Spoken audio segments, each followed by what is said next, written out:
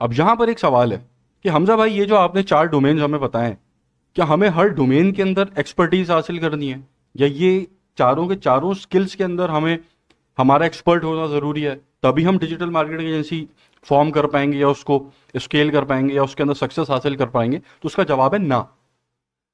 इन चारों स्किल्स के अंदर जो स्किल आपके अंदर होना चाहिए वो स्ट्रेटेजी क्रिएशन का स्किल है।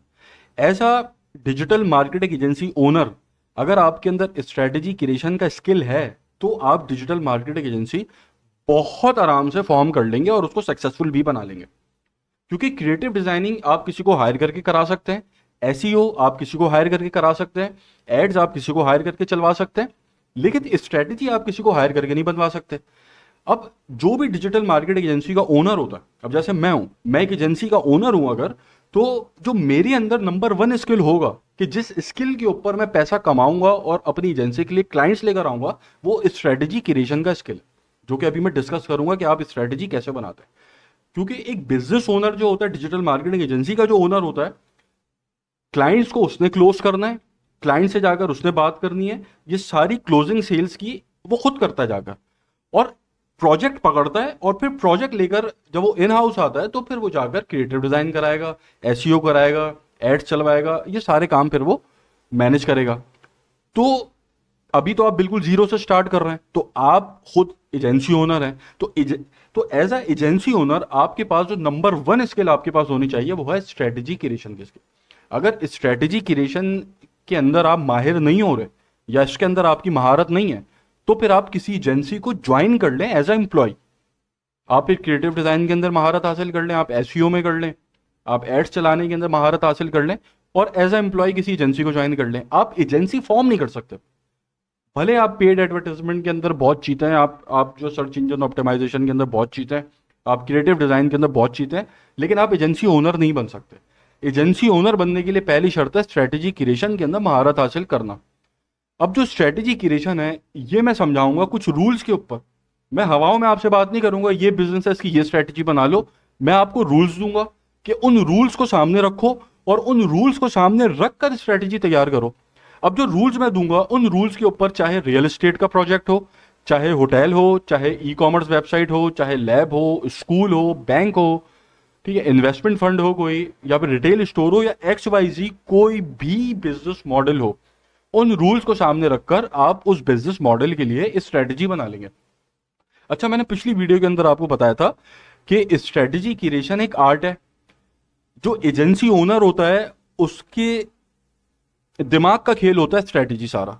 वो अपना दिमाग बैठ के चलाता है और उस हिसाब से स्ट्रेटेजी तैयार करता है। तो अब जो मैं रूल्स आपको बताऊंगा कि उन रूल्स को सामने रखकर आपको दिमाग चलाना है, तो हमजा जो स्ट्रेटेजी बनाएगा वो हो सकता है डिफरेंट हो, उमर जो स्ट्रेटेजी बनाएगा वो हो सकता है डिफरेंट हो, ठीक है, इमरान जो स्ट्रेटेजी बनाएगा हो सकता है डिफरेंट हो, नवाज जो स्ट्रेटेजी बनाएगा हो सकता है डिफरेंट हो। ठीक है, तो स्ट्रेटेजी क्रिएशन दिमाग का खेल है, लेकिन जो रूल्स आपके सामने होने चाहिए कि जिन रूल्स को पकड़ के आप स्ट्रेटेजी बनाएंगे, वो मैं यहां पर डिस्कस करूंगा।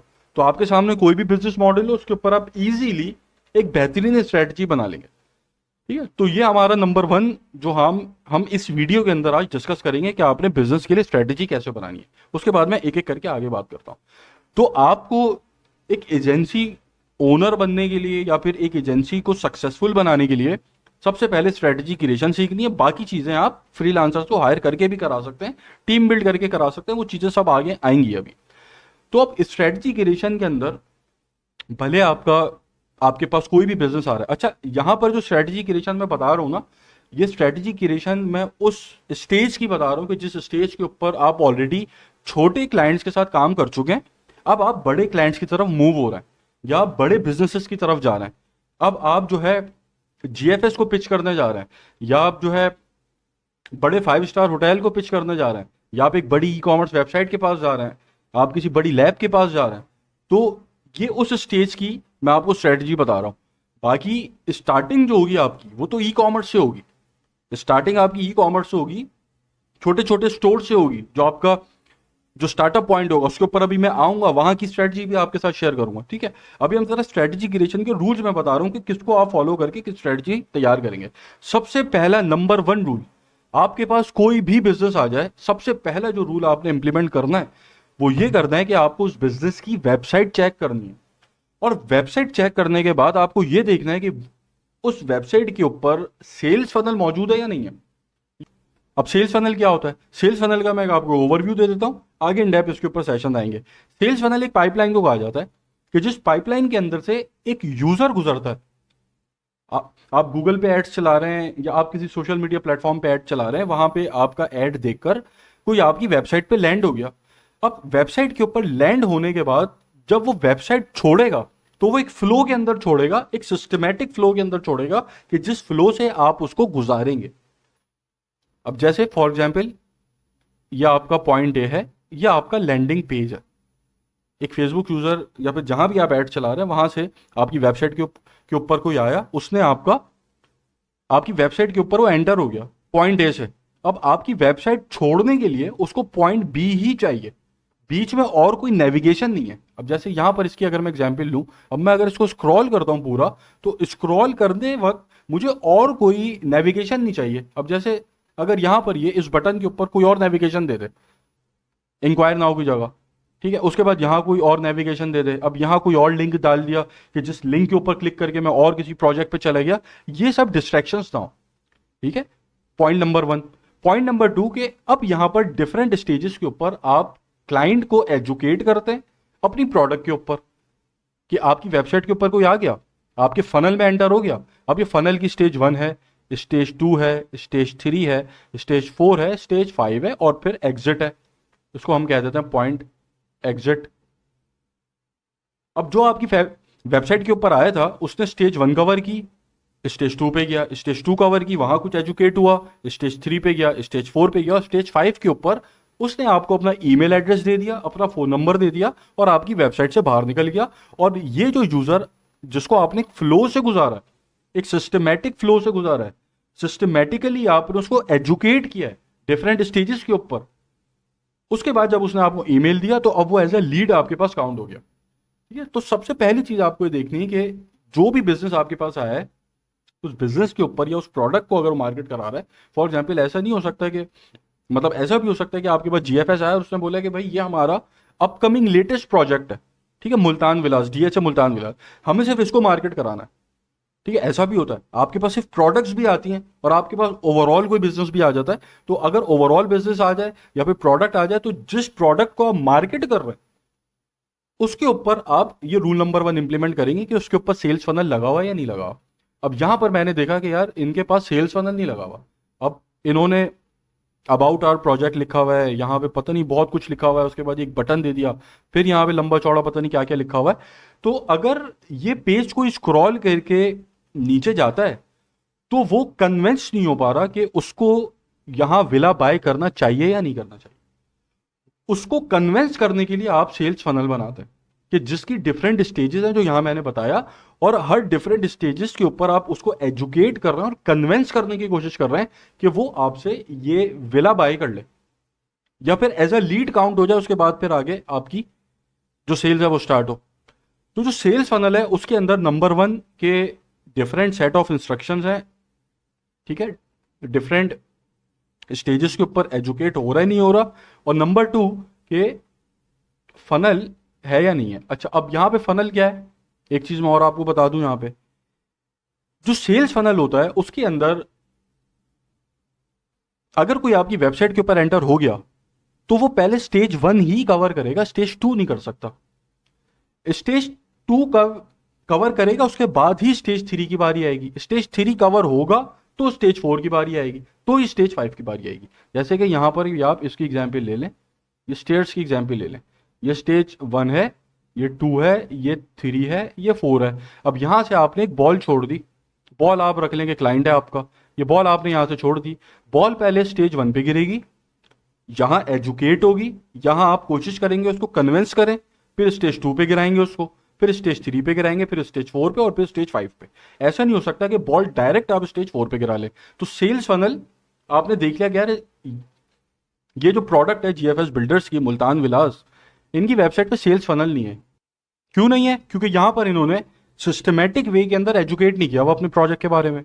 अब यहाँ पे अबाउट आवर प्रोजेक्ट लिख के बहुत कुछ लिख दिया, फिर इंक्वायर नाउ का बटन दे दिया, फिर बहुत कुछ लिख दिया। तो यहां पर सबसे पहले आपने ये आइडेंटिफाई कर लिया कि सेल्स फनल नहीं है, क्यों नहीं है? क्योंकि इन्होंने सिस्टमेटिक वे के अंदर एजुकेट नहीं किया हुआ अपनी वेबसाइट के ऊपर। या आपने पॉइंट नंबर 1 लिख लिया, ठीक है। उसके बाद यहाँ पर आपने नेविगेशन चेक करनी है कि यहाँ कोई ऐसी डिस्ट्रैक्शन तो नहीं है उनकी वेबसाइट के ऊपर कि अगर वो अपने प्रोजेक्ट को मार्केट कर रहे हैं, अगर कोई उनकी वेबसाइट के ऊपर आ रहा है और वहाँ पर जो उन्होंने फनल डिज़ाइन किया हुआ है उसके अंदर नेविगेशन कितनी है, कहीं उन्होंने ऐसा तो नहीं है एक प्रोजेक्ट को डिस्कस कर रहे हैं फिर और किसी प्रोजेक्ट के बारे में बात करके डिस्ट्रैक्ट कर रहे हैं, ठीक है। तो ये आपने सबसे पहले फनल को आइडेंटिफाई कर लिया कि इनके स्टोर पे फनल है या नहीं है।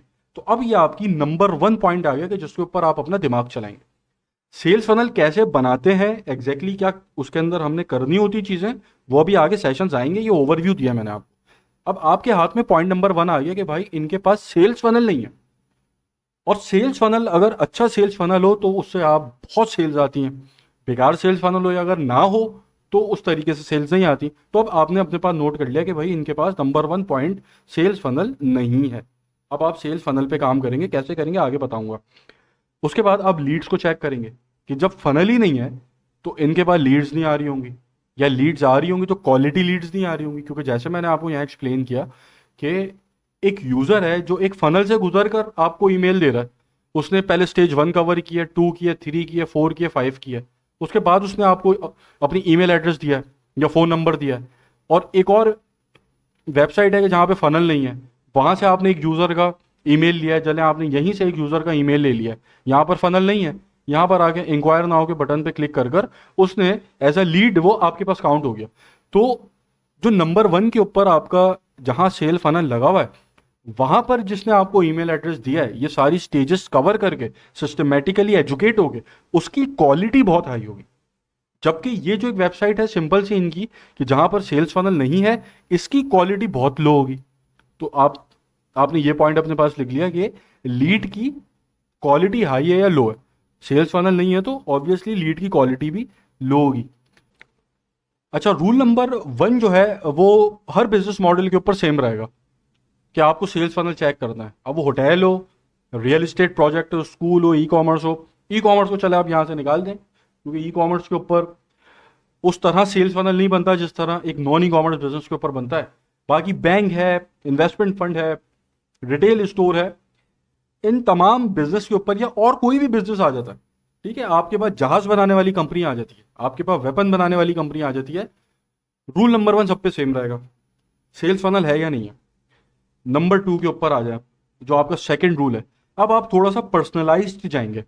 पर्सनलाइज कैसे जाएंगे कि जिस बिजनेस के साथ आपकी मीटिंग फिक्स हुई हुई है, फॉर एग्जाम्पल आपकी मीटिंग है जीएफएस बिल्डर से, तो अब मीटिंग से पहले आपको तैयारी करनी है। तैयारी के अंदर आप एक स्ट्रैटेजी बनाएंगे, जिस स्ट्रैटेजी को मीटिंग के बाद आप और थोड़ा सा आगे पीछे करेंगे, चेंज करेंगे और उस हिसाब से भी पर्सनलाइज करेंगे। अच्छा, यहां पर आप एक जनरल स्ट्रैटेजी बनाएंगे उस बिजनेस को पहले देखकर। अब यहां अभी मेरी जीएफएस के साथ मीटिंग है तो मैंने इनकी वेबसाइट विजिट करके ये देख लिया कि भाई फनल नहीं है। अब नंबर 2 मैं क्या चीज इंप्लीमेंट करूंगा, रूल अपना, कि इस बिजनेस की कस्टमर जर्नी कवर करूंगा एक डायरी और एक पेन हाथ में लेकर।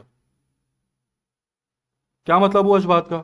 अब मैं बैठ गया एक डायरी और पेन लेकर, मैंने कहा यार ये मेरा क्लाइंट बन सकता है जीएफएस। अब इस जीएफएस के जो कस्टमर्स है ना, वो कौन सी जर्नी कवर कर कर इसके कस्टमर बन रहे हैं वो अपने पास नोट कर लें। अब जैसे आपने देखा कि यार ये है जीएफएस बिल्डर, इनके सेल्स फनल के ऊपर कोई आएगा एज अ लीड काउंट हो जाएगा। अब जब वो लीड काउंट हो जाएगा तो जीएफएस बिल्डर्स की सेल्स टीम उस लीड को कॉल करेगी और फिर कॉल के बाद मीटिंग फिक्स हो गई। अब उसने किया विजिट। अब यह आपके पास एक पॉइंट आ गया कि जीएफएस बिल्डर का जो कस्टमर है वो एज ए लीड काउंट होने के बाद विजिट करेगा